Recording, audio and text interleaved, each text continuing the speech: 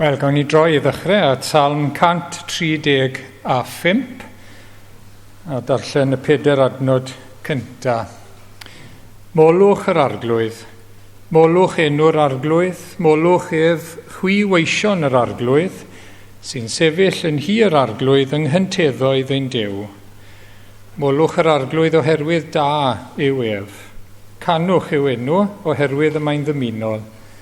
Dewisodd yr arglwydd Jacob iddo ei hunan, ac Israel yn drysor arbennig iddo. Wel, gawn ni wrando a chanu yn ein calonnau yr emyn cynta i Dduw bod gogoniant fe wnaeth bethau mawr.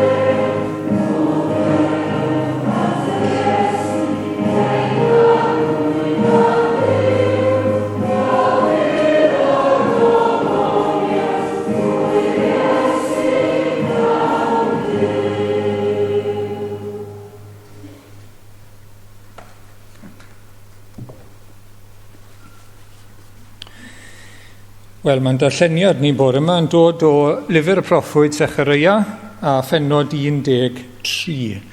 Felly nôl at Secharia bore yma, pennod 13. Yn y dydd hwnnw, bydd ffynnon wedi ei hagor i linach Dafydd ac i drigolion Jerusalem ar gyfer pechod ac aflendid. Yn y dydd hwnnw, medd arglwydd y lluoedd, torraf ymaith enwau'r eilinod o'r tir, ac ni chofir hwy mwyach. Symudaf hefyd o'r tir y proffwydi ar ysbryd ac ysbryd aflendid.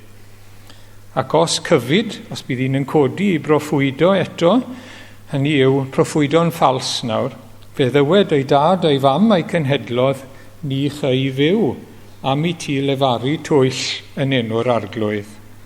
A bydd ei dad a'i fam a'i cenhedlodd yn ei ladd wrth iddo broffwydo. Yn y dydd hwnnw, bydd ar bob proffwyd ffals, gywilydd o'i weledigaeth wrth broffwydo, ac ni fydd yn gwisgo mantell o flew mwyn twyllo. Ond dywed, nid proffwyd o'i fi, ond dyn yn trin tir, a'r tir yn gynhaliaeth i mi o'm ieuenctid. Os dywed rhywun wrtho, beth yw'r creithiau hyn ar dy gorff? Fetib fe'i cefais yn hi fy nghyfeillion. Deffro gleddyf yn erbyn fy migael ac yn erbyn y gŵr sydd yn fy ymyl. Medd arglwydd y lluoedd, taro'r bigael a gwasgerir y praidd. A rhof y llaw yn erbyn yr rhai bychain. Yn yr holl dir, medd yr arglwydd, trewir 2 ran o dair a threngant, a gadewir treian yn fyw. A dygaf y drydedd ran trwy dan, a'i piro fel y pirir arian, a'i profi fel y profi'r air. Byddant yn galw ar fenw a minnau fy hun yn ateb.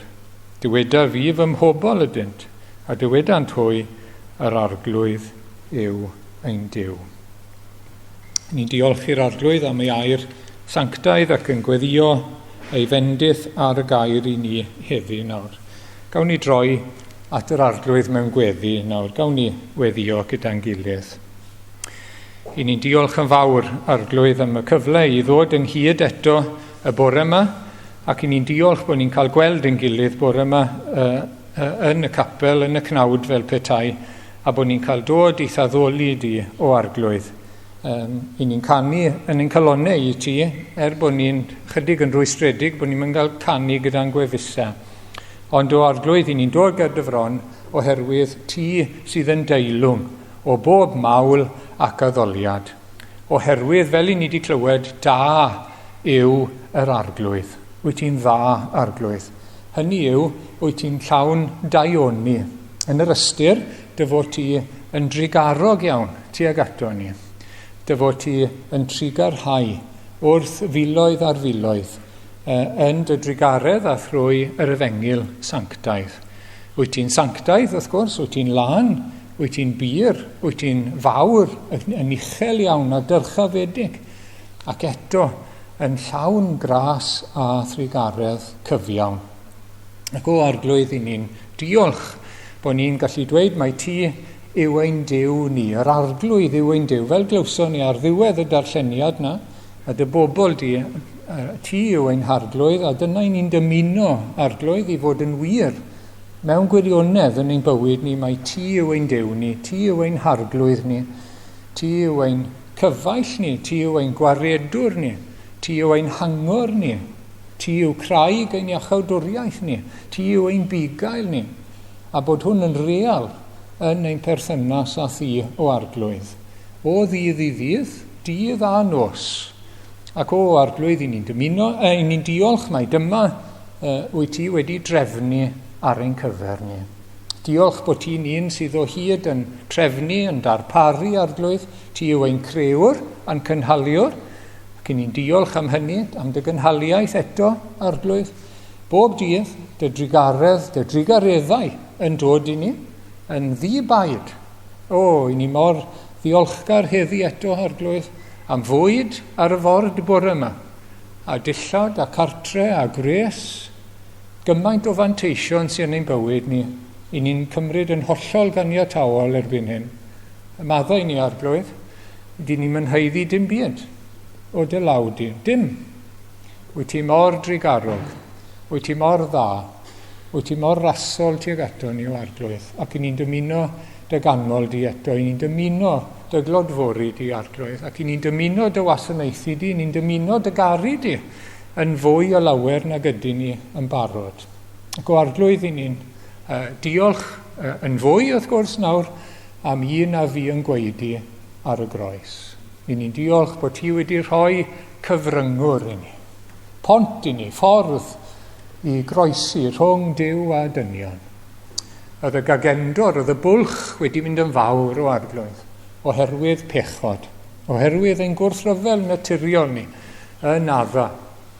A mae'r bwlch mor fawr, ond dyw na ddim problem i ti, wyt ti wedi pontio dros y bwlch yn yr arglwydd Iesu Grist, bod Duw wedi dod yn ddyn mwyn dod â Duw a dyn at ei gilydd. I ni'n diolch arglwydd am yr Efengil Sanctaidd. Diolch am y darluniau i ni wedi gweld yn llyfr y proffwyd Secharia. I ni'n diolch bod y Meseia yn frenin addfwyn, gostyngedig, yn dod ar asyn. A fel yna, ni'n gweld yr arglwydd Iesu. Arglwydd, neu di deyrnasu'n llwyr ar ein bywydau ni. Mae dy deyrnas di mor hyfryd, mor dda, mor addfwyn a thyner, ond mor gywir ac mor fendithiol i ni. Neu di deyrnasu arglwydd, neu di'n helpu ni. Os oes na ardaloedd, os oes na fanen i'n bywyd, lle wyt ti ddim yn cael y gair ola, lle wyt ti ddim yn reit yn y canol, neu di'n helpu ni arglwydd. Ac o arglwydd i ni wedi cael darlun ohono ti fel y conglfaen, yr un cadarn, hefyd fel yr hoelen yn dal y babell, ac fel y bwa i wneud ni'n nerthol yn ein bywyd ni. I ni wedi cael darluniau hyfryd ohono ti arglwydd, yr un gafodd ei drywanu ein mwyn ni.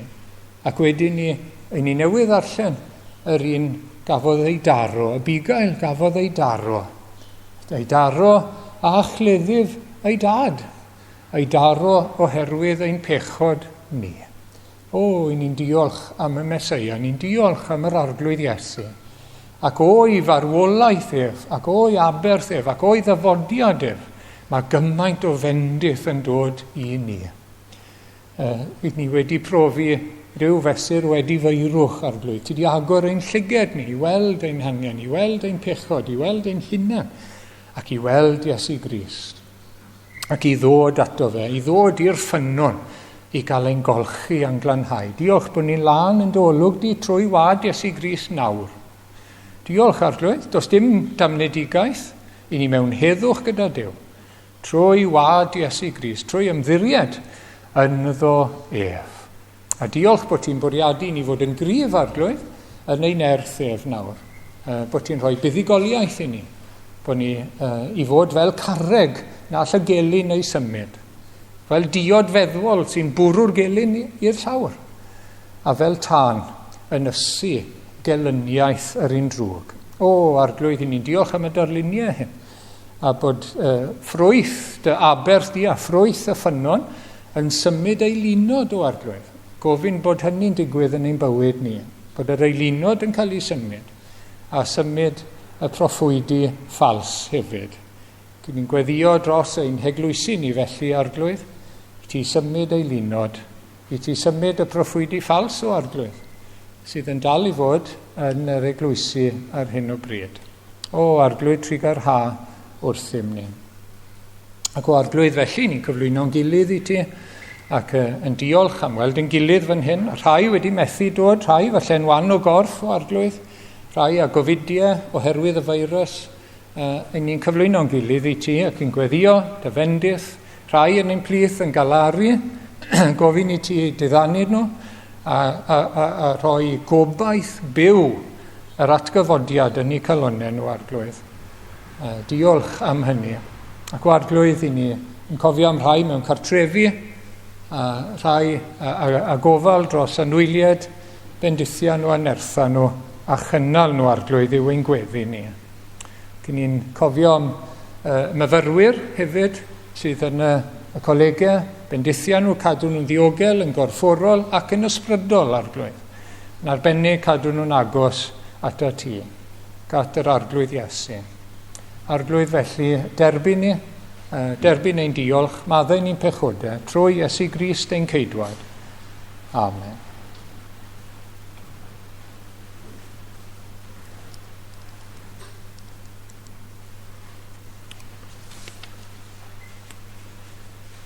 Reit. Falle gallwn ni gael rhai o'r slides cynta nawr. Dyma ni. I ni mynd nôl heddi nawr at broffwydoliaeth Secharia, ac mae gyda fi rai lluniau, a bydd e'n helpu ni gyd, dwi'n credu, gael recap bach beth i ni wedi bod yn gweld ers pennod 9 yn llyfr Secharia. dyma rhai o'r pethau ni wedi gweld. These are some of the things we've seen now in Zechariah. Am y Messiah, Jesus, the Messiah. Ymlaen llaw, 500 o flynyddoedd cyn iddo fe ddod, mae'r pethau mae wedi cael ei ddweud amdano fe. 500 years before he came, these things were said of him. A dyma ni nawr te, yn gyntaf bod e'n dod fel brenin. A bod e'n dod fel brenin ar asyn ac yn dod yn ostyngedig. Yn ostyngedig yn dod. Ac yn dod â gwir heddwch i ni, heddwch gyda Duw a rhyddid i ni. Rhyddid o'n pechodau ni. Ac wrth gwrs, na'r llun na wedyn, fe ddath Iesu fel yna, chi'n cofio, i Jerusalem.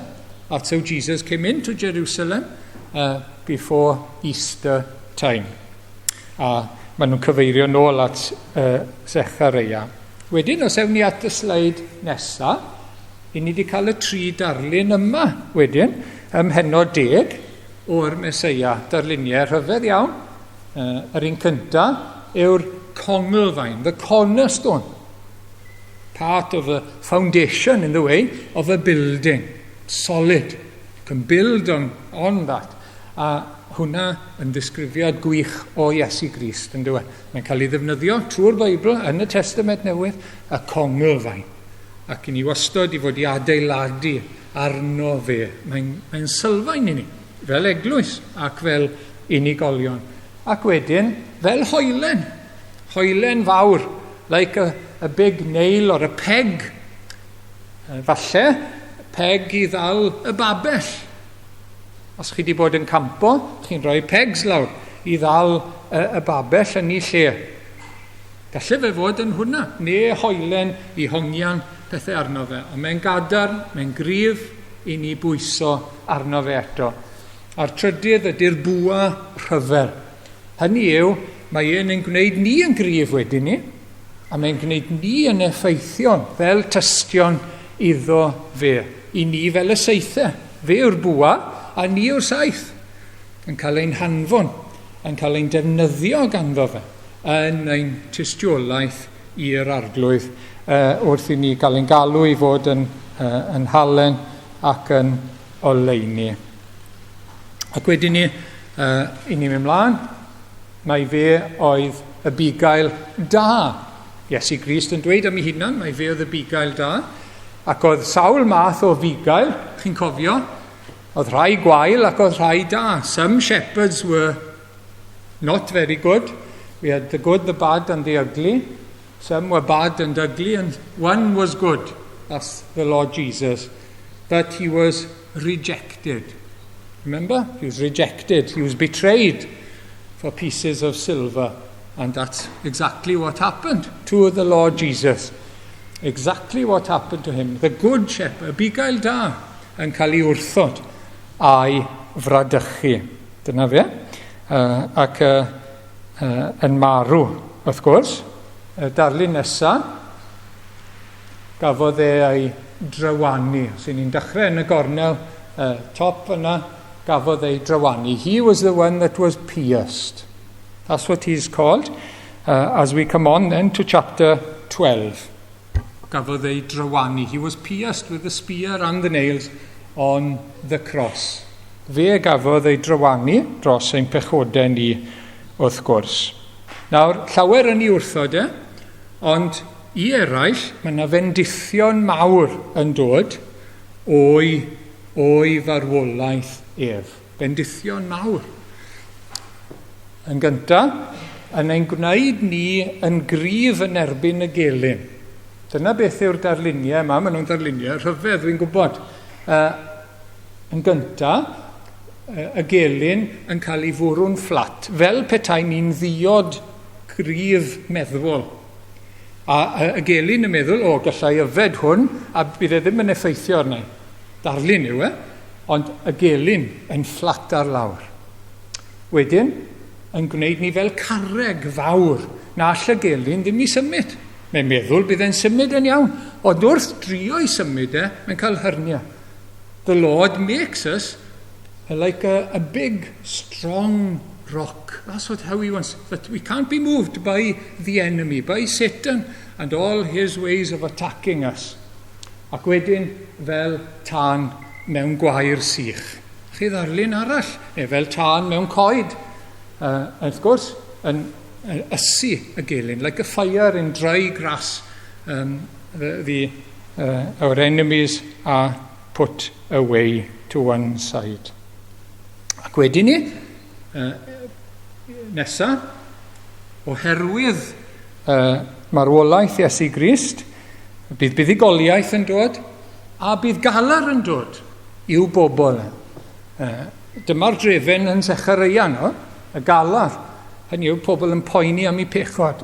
Pobl yn poeni am eu perthynas â Duw. Oherwydd yr un oedd nhw wedi trywanu. Sorrow for sin. Sorrow and repentance. That comes from, as a result of his death for his people. Sorrow for sin. Gwir edifeirwch yn dod. Ac wedyn ni, tro diwetha mi welson ni y ffynon. Sorry, diwna ddim yn glir iawn, fi'n gwybod. Y ffynon, then the fountain.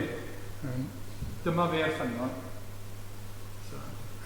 Y darlun sydd gyda chi yw pobl yn golchi I dillad sydd yn front yn ffynon. Mae'r ffynon yn dod, mae'n llifo lawr fanna, mae'n dod efo lawr, a maen nhw'n golchi.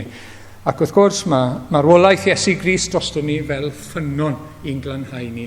The Lord's death is a fountain to cleanse us, to wash us from our sins.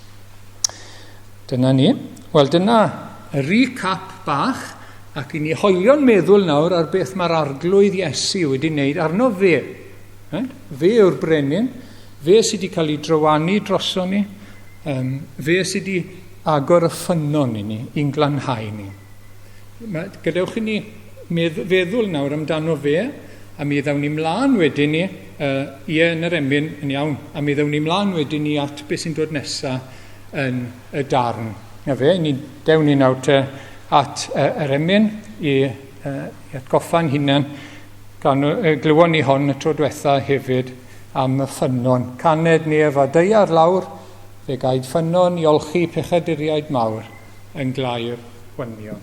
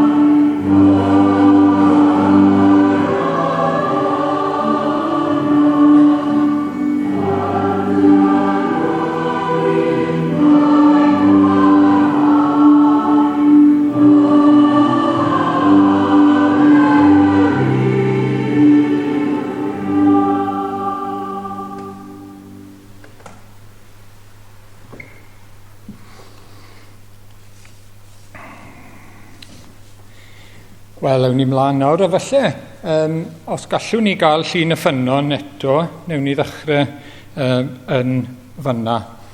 Ac I ni mynd mlaen o fanna nawr. Felly, mae'n bwysig bod ni'n dechrau heddiw yn meddwl am yr arglwydd Iesu, yn meddwl am y Meseia, yn meddwl am ein ceidwad a'n harglwydd a beth mae wedi wneud droson ni, yn meddwl am y ffynnon. Felly mae'r ffynnon yn symud ein haflendid. Mae ei bechod ac aflendid, chi'n cofio. Mae'n symud ein haiogrwydd ni ac aflendid ein pechod ger bron Duw. Does dim ffordd arall i ni fod yn lân o flaen Duw ac yn ddieuog ac yn gyfiawn, ond trwy waed Iesu Grist. A dyna mae aberth a gwaed Iesu ar y groes wedi ei gyflawni i bob un sydd yn credu ac yn ymddiried ynddo fe. Felly mae'n bwysig i ni gofio heddi bod ni yn ddieuog, bod ni'n gyfiawn ger bron Duw yn ngwaed Iesu Grist. Ac fel yna mae'n gweld ni yn hyfiawnder Iesu Grist. Mae hwnna'n bwysig iawn i ni gofio, i ni'n gorfod dod nôl i fyna bob amser. Dyna'n gobaith ni, dyna'n hyder ni. Does dim ffordd arall i ni fod yn blant i Dduw ac yn iawn gyda Duw. Dyma chi ddwy adnod nawr te i'n atgoffa ni am hynny oherwydd ein bod wedi ein cyfiawnhau. Mae'n y gorffennol, sylwch, ni wedi ein cyfiawnhau trwy ffydd, mae gen i'n heddwch a Duw trwy ein harglwydd Iesu Grist. I ni wedi ein derbyn yn gyfiawn. Justified by sin, just as if I'd never sinned. Justified, yn gyfiawn, yng nghyfiawnder Iesu Grist. Mae'n wirionedd bendigedig. Mae'n holl bwysig i ni'n gyfiawn ger bron Duw. Chi'n sylweddoli yn y bore yma. Chi'n iawn ger bron Duw. Does dim byd. Chi'n iawn yn Iesu Grist. Chi'n lân. Chi'n dderbyniol. Cwbl dderbyniol.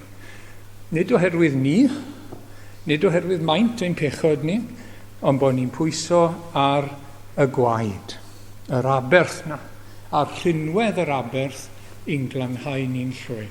I guddio pob pechod, i wneud i fyny am bob dyled yn ein bywydau ni. 1 Ioan 1:7, os rhodiwn yn y goleuni, fel y mae ef yn y goleuni, y mae gennym gymundeb a'n gilydd, ac y mae gwaed Iesu a'i fab ef yn ein glanhau ni o bob pechod. Rhodio yn y goleuni yn golygu bod ni ddim yn cuddio dim byd, bod ni'n hapus i ddod i'r goleuni gyda Duw ac effesu'r cyfan, ac wedyn ni'n dod gyda'n gilydd a mae yna lanhad i ni. Mae yna lanhad i ni yng ngwaed yr arglwydd Iesu. Felly, i fod yn glir ar hwnna, mae y ffynnon yma yn symud ei ogrwydd, yn symud aflendid ein pechod ni. Ac mi ddylen ni fod yn llawenhau ac yn gorfoleddu yn hwnna y bore yma. Bod ni wedi'n derbyn, wedi'n cyfiawnhau, wedi'n glanhau trwy waed Iesu Grist. Ond i ni'n mynd mlaen wedyn ni, ac mae Secharia yn mynd ymlaen, wedi dweud am y ffynnon sy'n glanhau. Mae'r ffynnon hefyd yn symud arglwyddiaeth pechod. Nid yn unig ei ogrwydd pechod, ond arglwyddiaeth, meistrolaeth a gafel pechod ar ein bywydau ni. Ac mae hynny wastod yn dilyn, bob amser. Mae'r ddau wastod yn dod gyda'i gilydd. Mae'n bwysig bod ni byth yn gwahanu nhw. Ydy ni'n dderbyniol trwy waed Iesu Grist yn cael ein glanhau. Ond ni ddim yn cael ein cyfiawnhau i aros mewn pechod, fel petai ni dal yn gaeth weisio ni bechod. Dim o gwbl, dim o gwbl. Mae'r gwaed yn ein ryddhau ni. Ac mae'n ein ryddhau ni rhag meistrolaeth ac arglwyddiaeth pechod ar ein bywydau ni. Titus, nawr te, yw'r adnod nesaf. Dwi'n hoff iawn o'r adnod yma. Titus 2:14. Rhoddodd ef ei hun drosom ni i brynu rhyddid i ni, oddi wrth bob anghyfraith. A'n glanhau i ni i fod yn bobl wedi ei neilltuo iddo efo'i hun, hynny yw yn bobl sanctaidd, ac yn llawn sel dros weithredoedd da. Sylwch nawr te, beth yw canlyniad marwolaeth Iesu Grist, cyfiawnhau ni, ein glanhau ni wrth gwrs, ond i beth wedyn ni, beth sy'n dilyn wedyn ni, chi'n gweld? Rhyddid oddi wrth bob anghyfraith. Beth sy'n digwydd pan mae'r ysbryd glân yn dod i'n calonnau ni, i ddod â ni, i edifeirwch, i ddod â ni at Iesu Grist, ac i ni'n profi y glanhad, i ni'n profi y derbyniad, i ni'n profi heddwch gyda Duw. Beth sy'n dod nesaf? Mae cyfraith ein prynwr ni, mae geiriau a gorchmynion ein harglwydd ni yn y galon. Mae'r ysbryd glân yn ysgrifennu nhw wedyn ni yn y galon. Beth i ni eisiau nawr? Beth mae'r sawl sydd wedi cael ei lanhau gan waed Iesu Grist moyn? Beth bynnag mae'r arglwydd Iesu moyn, dyna wi moyn. Beth bynnag mae Duw y tad eisiau, dyna dwi eisiau. A mae'r ddau yn dod gyda'i gilydd, achos i ni'n cael ei newid, chi'n gweld? I ni'n cael ei newid, mae'r galon yn cael ei newid.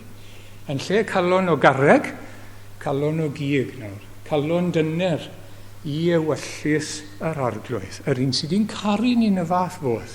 Yr un sydd wedi'n prynu ni ar fath gost. Beth arall sydd gyda ni'n neud yn ein bywyd ond i garu fe. A'i wasanaethu fe. Trwy fod yn sanctaidd. Trwy fod yn sanctaidd. Yn bobl iddo fe. Wedi neilltuo iddo fe yn llawn sel dros weithredoedd da. Hynny yw beth sy'n dda yn ei olwg ef. A'i roi mewn ffordd mwy technegol, yn dilyn cyfiawnhad, mae sanctaiddhad. Ni'n cael ein cyfiawnhau yn syth. Yr eiliad i ni'n credu yn Iesu Grist, i ni'n gyfiawn. Ond wedyn mae'r broses yn dechrau. O'n sancteiddio ni, yn gwneud ni yn debyg i'r arglwydd Iesu. Mi ddewn ni mwy ato fe tro nesaf, yna fwy i ddweud. Yn yr ail ran o'r benod, mi welwch chi'r darlun, yn y Testament Newydd yn gwmws un peth, o'r puro yma trwy dan.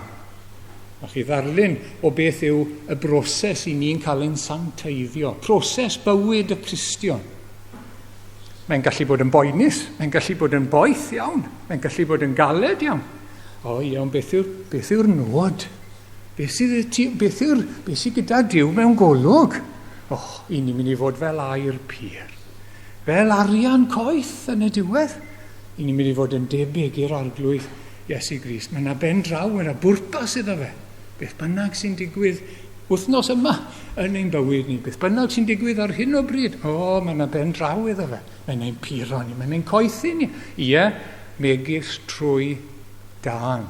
Megis trwy dan. Dyna mae'n addo ar ein cyfer ni. Ond os byw ac iach, a Duw a'i mynd, fewn ni nôl at hwnna yn nes ymlaen yn fwy penodol. Cyn hynny, mae dau beth arall yn cael ei nodi nawr yn adnod 2:6 fan hyn. Dau beth arall sydd yn mynd. Yn sgil dod at y ffynon, cael ein glanhau, mae dau beth arall pan ni'n dod i berthynas real iawn gyda'r arglwydd. Eilinod yn mynd, eilyn addoliaeth, a y gai broffwydi yn cael ei symud. Eilyn addoliaeth a gai broffwydoliaeth. Nawr ddau beth sy'n cael ei henwi, fel eich chi wedi gweld, fel eich chi wedi sylwi mae'n siŵr yn y darlleniad. So adnod 2, yn y dydd hwnnw, medd arglwydd y lluaidd, torraf ymaith enwau'r eilinod o'r tir, ac ni chofir hwy mwyach. Symudaf hefyd o'r tir y proffwydi ffals ag ysbryd aflendid. Right? Okay. So dyna ddau beth, eilinod ac proffwydi ffals. Dyna ni'n mynd i edrych arno fe bore yma nawr mor gloi ag allwn ni. Pan oedd Israel yn dod i wlad Canan, ond nhw'n dod i wlad oedd a diwiau eraill. Oedd e'n gywilydd i Canan, Pwy oedd Canan? Wel, Canan oedd mab Ham, oedd mab Noa. Oedd yn yr arch. Ond mewn byr amser, mae'r disgynyddion wedi creu I diwiau hunain. Nid y diw oedd wedi arwain Noa I adeiladu'r arch, o na, I diwiau nhw eu hunain. O'i dychymyg nhw a beth oedd yn ei siwtio nhw eu hunain, ynddo fe. Ac wrth gwrs, un o brif ddiwiau Canan oedd Baal. I ni'n clywed amdano fe'n weddol aml yn yr Hen Testament. A falle bod sleid y fi nawr, na ni, falle bod chi'n cofio yr ornest fawr a'r Carmel. Chi'n cofio Elias a proffwydi Baal. So dyna fe tarw yw fanna. Oedd e'n gallu bod fel llun person weithiau, mae'n debyg, neu tarw. Ystyr Baal gyda llaw yw meistr, perchenog, priod. Pethau fel yna. Meistr, perchenog, priod. Ac wrth gwrs, dyma'r her gan Elias. Pwy yw eich meistr chi go iawn? Pwy yw'r Duw go iawn? Pwy bia chi go iawn? Pobl Israel. Ai Baal, ai yr arglwydd. Arglwydd nefa dyan. Pwy yw eich priod chi? Pwy sy'n caru chi go iawn? Pwy sy'n ar gorau mewn golwg ar eich cyfer chi? Baal neu'r arglwydd? Chi'n cofio yr ornest ac yr arglwydd sy'n ennill, wrth gwrs. Dim ond un gwir ddiw sydd. A mae'r tân yn dod lawr, bod yr allor yn socan, mae'r tân yn dod lawr ar yr allor. Ac oedd pobl Israel yn cael ei temtio I fynd ar ôl Baal. Oedd bobman o'i cwmpas yn chwal. O'n nhw yn Canan. Ac oedd fanna. Ac felly, maen nhw'n cael ei temtio I fflyrto, addoli'r arglwydd ac addoli Baal. Ac ar gyfnodau gwael, oedd allor yr arglwydd yn racs wedi cael ei adael I fynd, ac allor Baal yn deudi yn cael ei ddefnyddio. Chi gyflwr. Chi gyflwr ofnadw. I bobl ddiw yno, oedd yr allor i'r arglwydd, yr addoliad i'r arglwydd. Oedd di dod â nhw o'r aifft, cael ei esgeiliso. Wedyn, Baal, hwnna oedd yn cael ei addoli. Okay. Wedyn un arall, oedd Dagon. O'n nhw'n byw yng Nghanan, ac wrth gwrs oedd Philistia wedyn, ochr Mediterranean, lawr fyna lle mae Gaza, chi'n bod y Gaza Strip, y Philistiaid fyna wedyn, ac oedd gyda nhw, gwni weld beth sydd gyda ni, os allwch chi weld dwi'n siŵr na fe, Dagon oedd I dew nhw, rhai yn meddwl bod e'n ddew oedd yn hanner pysgodyn, rhywbeth fel yna, ac yn gofalu am y môr, neu achos bod nhw ar bwys y môr fyna, eraill yn meddwl, dim ots am hyn, bod e'n ddew y grawn, bod y gair dagan yn golygu grawn neu yd, a felly fe oedd yn darparu bwyd ac yn y blaen yw bobl. Ac wrth gwrs, chi'n cofio beth ddigwyddodd yn amser Eli, chi'n cofio? Oedd y bobl wedi mynd ag arch y cyfamod i'r frwydr, fel superstition. Mynd ar arch, meddwl, reit, mae Duw gyda ni nawr, achos bod yn lle pwyso ar yr arglwydd, iwso fe fel rhyw lucky charm. A colli, wrth gwrs, yr arch yn cael ei chymryd a'i rhoi yn heml Dagon. Os chi'n cofio'r hanes, bach yn ddoniol y gweud y gwir, erbyn y bore o Dagon ar y llawr Pwrdab. A wedyn maen nhw'n codi fel lan to. Na'r math o ddiw oedd e, rhaid iddyn nhw I godi fe a'i roi yn ôl I sefyll. A'r bore wedyn oedd I cwmpo to. A'i ben a'i ddwylo wedi dod off tro hyn. Wel nawr te, pwy yw y gwir ddiw? Pwy yw ein cynhaliwr ni? Pwy yw'r un sy'n rheoli'r moroedd? Pwy yw'r un sy'n darparu? Pwy yw'r un sy'n darparu? Pwy yw ein crewr sy'n rhoi bwyd I ni, sy'n ein cynnal ni o ddydd I ddydd? Pwy yw'r un sy'n darparu prynwr I ni? Gwaredwr, gwaredigaeth. Pwy yw e? Dim ond un wrth gwrs. Ac yn drydydd oedd Molech, y gweitha falle mewn un ystyr. Dew yr Ammoniaid oedd rhain. Pwy oedd Ammon? Mab Lot. Lot oedd gydag Abraham. Lot oedd wedi gwrthgilio, wrth gwrs, a mynd I Sodom, ond yn gwybod am y gwir ddiw. Plant Lot oedd rhain. Wel, disgynyddion un o feibio'n lot ar ymoniad. Ac o'n nhw'n offrymu plant i'r Duw yma. Na chi'r erchylltra oedd yn digwydd gydag Molech yr ymoniad.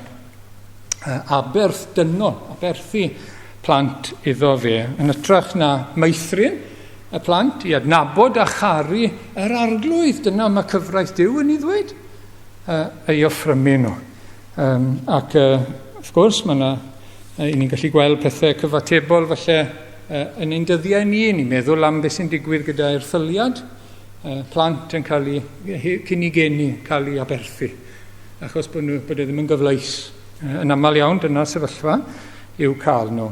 Ac wedyn ni, felly yn gallu bod yn euog o offrymu ein plant ar allor bydolrwydd neu llwyddiant neu pethau i ni wedi bod eisiau wneud na chawson ni a maen nhw'n gorfod i wneud nhw nawr.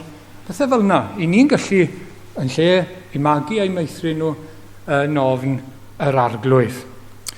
Ac mae'r diwiau, wrth gwrs, yn hawlio addoliad, arian, amser, awydd, serch, a dyna fe.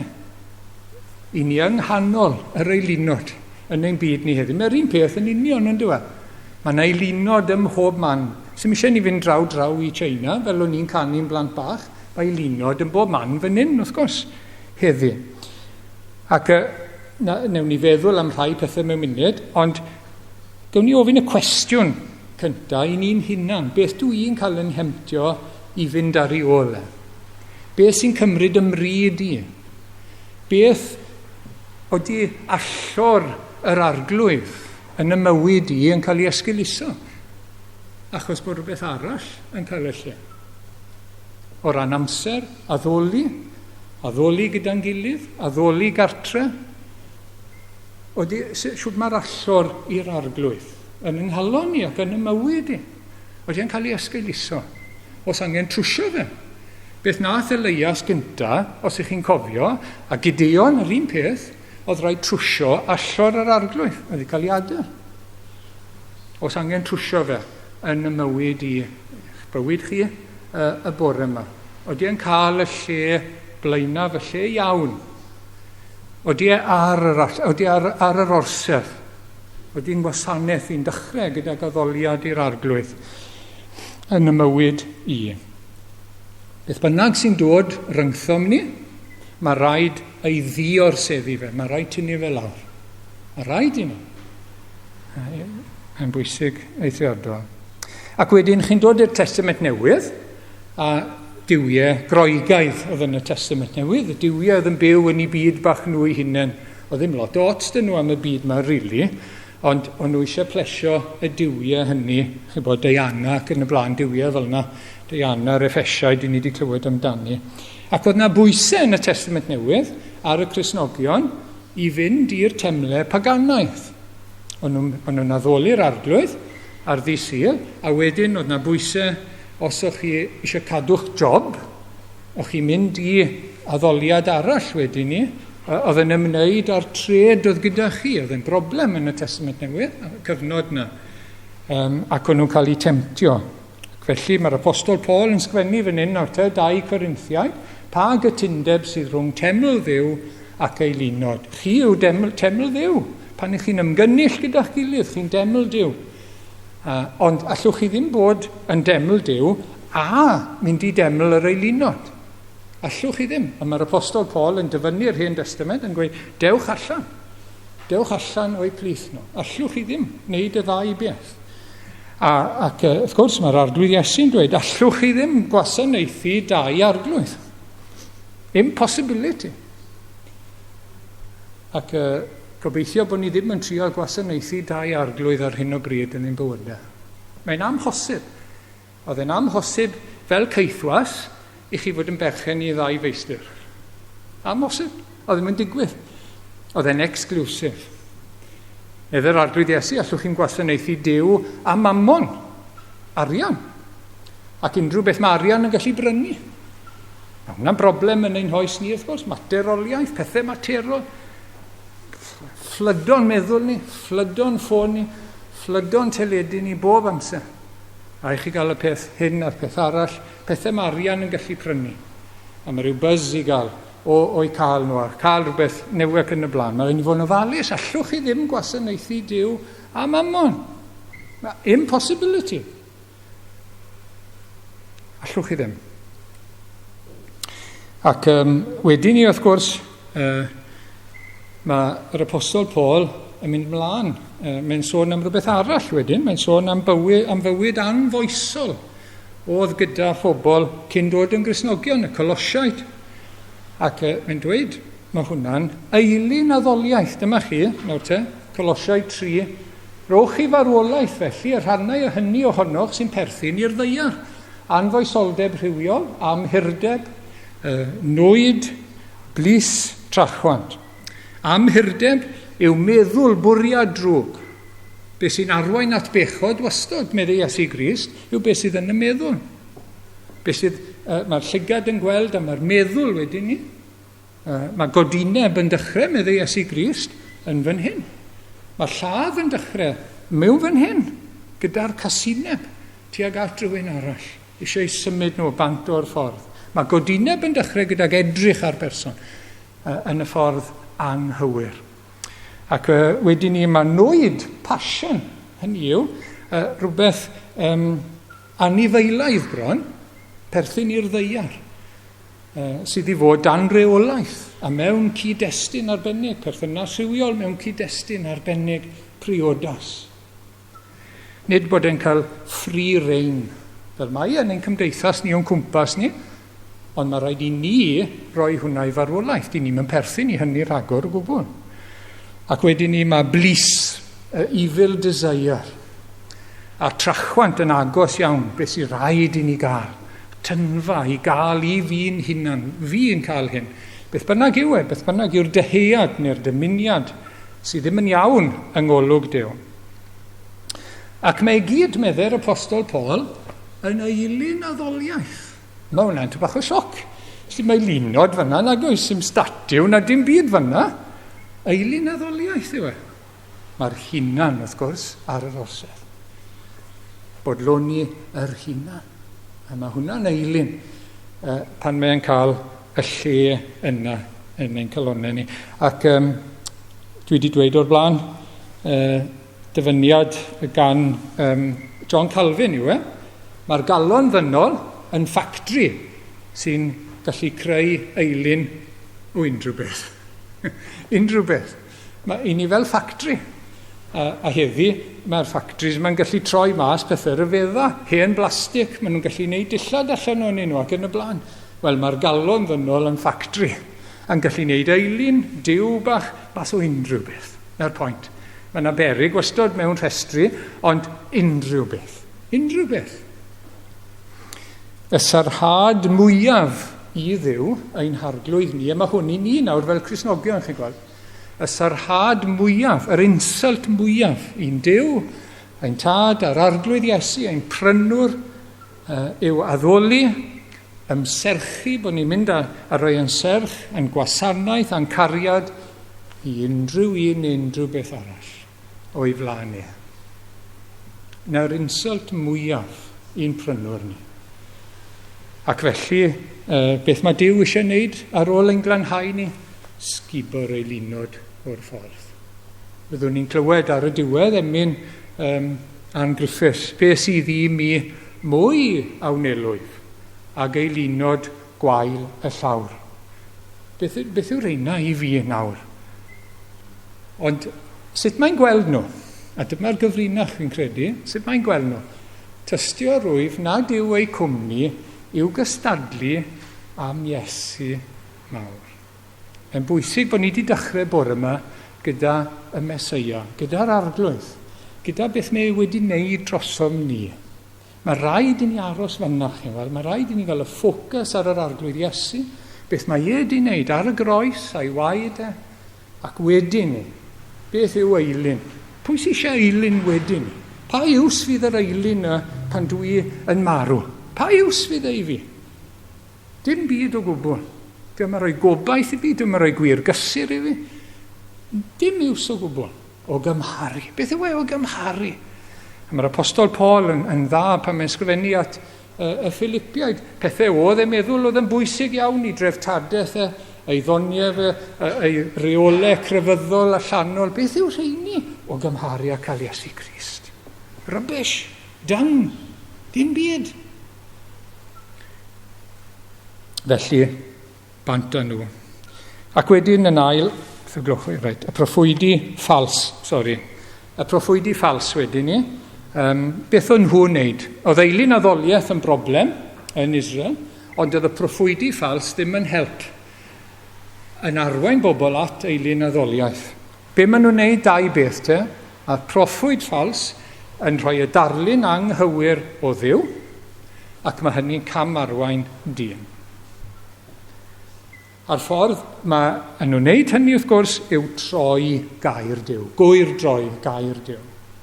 Ac mae'n ddifrifol iawn yn yr Hen Testament i roi darlun anghywir o Dduw. Mae eilyn yn darlun anghywir o Dduw, wrth gwrs.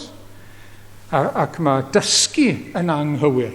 Pwy yw Duw? Beth yw ffordd Duw? Sut mae dod at Dduw? Mae'n rhywbeth ofnadwy i roi darlun anghywir. A wrth gwrs, dyle hwn fod yn faich arno ni nawr gyda'n gwlad ni ar hyn o bryd. Mae'n eglwysu ni'n ddigon gwan a bach, ond maen nhw'n gymysglyd tu hwnt. Mae beth sy'n cael ei ddweud mor gymysglyd.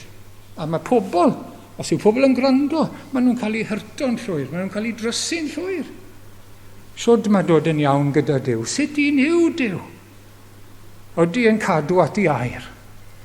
Odi yn sanctaidd ac yn lan? Odi yn winco ar bechod? Chi'n cofio yn amser Jeremia, heddwch, oedd o'n gweud. Chi'n oreit, beth eisiau cymryd pethau mari serious. Heddwch, popeth yn oreit. Tyme bach o'r arglwydd, tyme bach o'r eilinod, chi'n oreit. Cariwch chi ymlaen, o bydd popeth yn iawn, daw ddim byd ohono fe. Ac wrth gwrs, ni'n clywed pethau fel yna o hyd. Dim galw i wir edifeirwch, a sancteiddrwydd, a perthynas iawn gyda Duw. Ac gwadu gair Duw, i ni wedi gweld i ni yn gweld gwadu'r creu, gwadu'r gwirthiau, gwadu yr ymgnawdoliad bod Iesu Grist yn dduw ac yn ddyn, gwadu'r pethau yna, a sdim byd ar ôl gyda chi, sdim efengil gyda chi, sdim gobaith gyda dynion. Mae neidiau nhw'n mynd i starfo ac yn mynd i farw. Mae'n cam ddarlunio Duw a mae'n ei cam gyda dynion.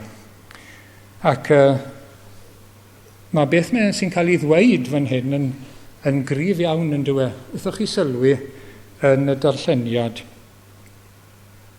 Ac os bydd un yn codi i broffwydo, hynny yw yn ffals nawr, fe ddywed ei dad a'i fam, ni chei fyw. A dyletswydd ar ei rieni fe i ddechrau i roi ei farwolaeth. Nawr o ble mae Zechariah wedi cael hwnna, wel o gyfraith Moses. Deuteronomy 13, fi'n credu bod e'n dod lan. Sori bod e'n llai, mae mwy o eiriau yn hwn. Os bydd dy frawd agosa, neu dy fab, neu dy ferch, mae yna restr fyna o berthnasau agos, yn ceisio dyddenu'n llechwraidd a thannog i fynd ac addoli diwiau estron, paid a thostyrio wrtho, yn hytrach rhaid i ti ei ladd. Dy law di fydd y gynta i'w ddienyddio a dwylo pawb o'r bobl wedyn. Mae hwnna'n gryf yn dweud. Nag yw e'n gryf. Nag yw e'n llym. Yn ddigyfaddawd. Ac wrth gwrs, ni'n gweld wedyn ni yn yr eglwys fore, pobl yn gwadu mae Iesu oedd y Meseia, Duw mewn cnawd. Ac ni'n clywed wedyn ni gan Ioan, 1 Ioan 2:22. Pwy yw'r un cilwyddog? Pwy yw'r sawl sy'n gwadu mae Iesu Crist? Pwy yw'r angrist? Yr un sy'n gwadu'r tad a'r mab. Lle oedd y bobl yma, meddai Ioan? O'n nhw gyda ni. Ond maen nhw wedi mynd allan. Siwrt maen nhw wedi mynd allan? Maen nhw wedi cael eu hebrwng allan. Dyn ni ddim yn llabyddio nawr wrth gwrs, ond allan o'r eglwys. Dyna problem fawr arall yn ein heglwysi ni, yn eglwys Iesu Grist, yw bod y gau proffwydi ffals, sy'n yn credu'r Beibl, sy'n yn dysgu'r Beibl, yn cael aros ac yn cael lle.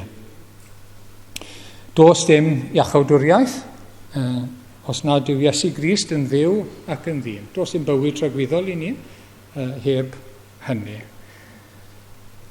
Ac wedyn mae y dysgu bod dim, dwi wedi sôn, dim angen edifeirwch, sancteiddrwydd, bod gras yn rhyw fath o leisens i ni bechu byw fel ni moyn. Wedyn ni, mae yna prosperity gospel ar yr ochr arall. Chi'n clywed ar y sianelau teledu yn aml. Bod chi'n cael eich bendithio gan ddiw gyda mwy o arian a mwy o arian. Os ych chi'n rhoi arian mewn i'w gweinidogaeth nhw falle, math yna o beth. Beth i ni'n gweld nawr te yw canlyniad ac effaith y ffynon. Gwir ganlyniad a effaith yr Efengyl ac aberth Iesu Grist. Yn glanhau ni gyntaf. Ei ogrwydd yn mynd i ni'n lan. Ond wedyn ni ein sancteiddio ni. Nid yn gadael ni yn ein pechod. Ac rhan o hynny, mae'n ein gwneud ni yn gryf wrth gwrs, wrth gredu yn yr arglwydd. Yn gwneud ni yn sori, yn galaru ac yn sanctaidd. Ac wedyn ni, ein troi ni oddi wrth ei lunod. Nawr te, bod i'n bywydau ni bore yma yn dangos effaith y groes. Yn dangos ein cariad at yr un sydd wedi'n caru ni. Bod ein ffocws ni arno fe, fel bod dim lle i'r ei lunod. Bod nhw'n cael croeso, bod nhw'n cael cartre, a bod nhw'n cael ei hala. Mae'n frwydr barhaus gyda llaw.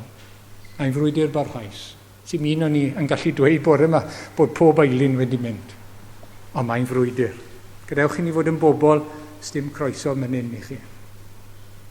Dim ond yr arglwydd yn dyfa. A gadewch i ni weddio ynglyn â y proffwydoliaeth ffals yma. Gadewch i ni wneud yn siŵr, mae dim ond gair Duw sy'n cael ei gyhoeddi gyda ni fan hyn. A gadewch i ni weddio a gweithio lle ni'n gallu wneud hynny. Dyw e ddim yn rwydd yn y dyddiau hyn i fod yn llais fel hyn, ond mae rhaid i ni wneud i symud eilyn addoliaeth a proffwydoliaeth ffals. Mae'n rhoi darlun anghywir o Dduw, mae'n gwneud cam gyda dynion. Diolch i'r arglwydd am ei air, a diolch yn bennaf am y ceidwad, ac am y ffynon, ac am y bugail sydd wedi cael ei daro ein mwyn ni. Amen. Wel, mi droiwn ni nawr te at yr emyn ola, welen sefyll rhwng y myrtwydd, wrthrych teilwng o ymholl fryd. Gawn ni wrando a canu yn ein calonnau ni nawr.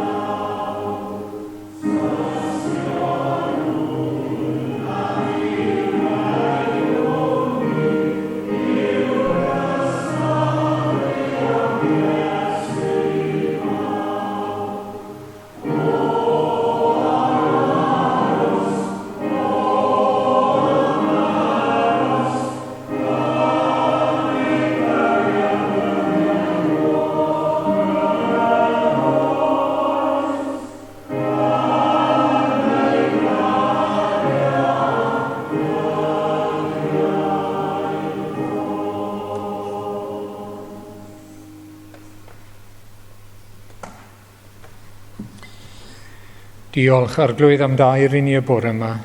Diolch am yr oedfa. Diolch am yr arglwydd Iesu. Diolch am y ffynon. Diolch am y bugail gafodd ei daro a'i drywanu ei mwyn ni. Diolch am lanhad. O, diolch am y gwaed sy'n ein glanhau ni o bob pechod. Ac o arglwydd diolch am y canlyniad bod ti am ein gwneud ni'n sanctaidd. O, arglwydd sancteiddio ni. Nertha ni arglwydd yn erbyn yr eilinod. Ac ni'n gweddio dros ein eglwysu ni hefyd i ti symud y gau proffwydi. O, arglwydd nertha ni, i gyhoeddi'r gwirionedd ac i weithio yn erbyn y proffwydi ffals. Gras ein harglwydd Iesu Grist a chariad Duw a chymdeithas yr Ysbryd Glân a'r hoso gyda ni. Hyd nes y daw. Amen.